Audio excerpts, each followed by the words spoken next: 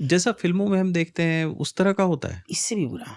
बस काफ़ी हद तक गंगूबाई को बहुत रिसर्च किया गया है शायद, और उसके लिए मैं उनको धन्यवाद भी करती हूँ भंसाली जी को, कि उन्होंने बहुत नज़दीकी से देखा है, इसको सर्च किया है बहुत ज़्यादा, काफ़ी कुछ। इतना ही अंधेरा मैंने कभी वहाँ रोशनी नहीं देखी, वो एक डिम लाइट इतनी सी रहेगी। शाम होती मान लो मैं कभी बैठी हूँ मैंने कहा दोनों वक्त मिल रहे लाइट तो जला दो, कभी तो बन जाओ घरेलू औरतें।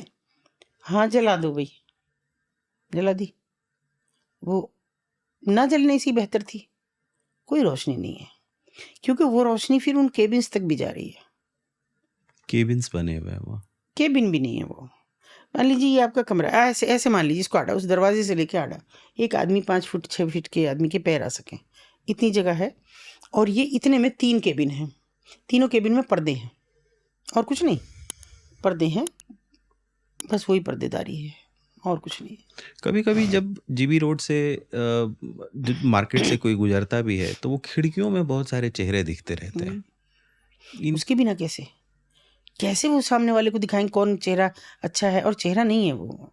आप देखिए तो यहाँ तक वो दिखते हैं, पूरे झुके हुए होते हैं। फिर गौर करिएगा, पूरा झुकना पड़ता है, क्योंकि उनको दिखाना है कि हम कितने ग्रोन अप हैं। हम आपको प्लेजर आपका अल्टीमेट दे पाएंगे या नहीं, कौन दे पाएगा।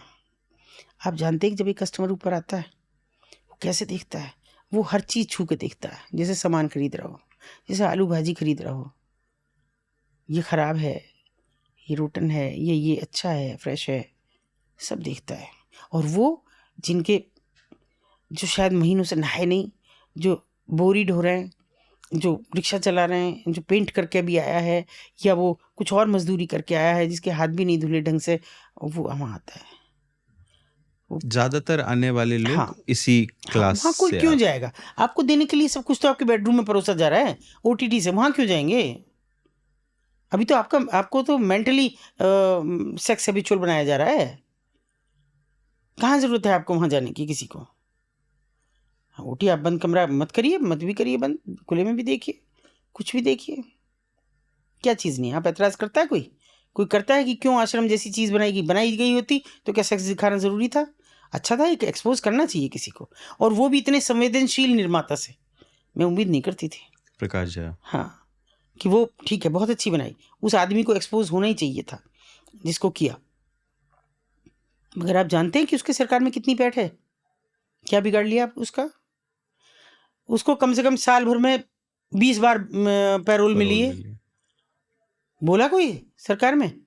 और क्या पता कि वो आगे चुनाव ही लड़ ले, अब क्या पता लग रहा है? उसके लाखों अनुयायी हैं।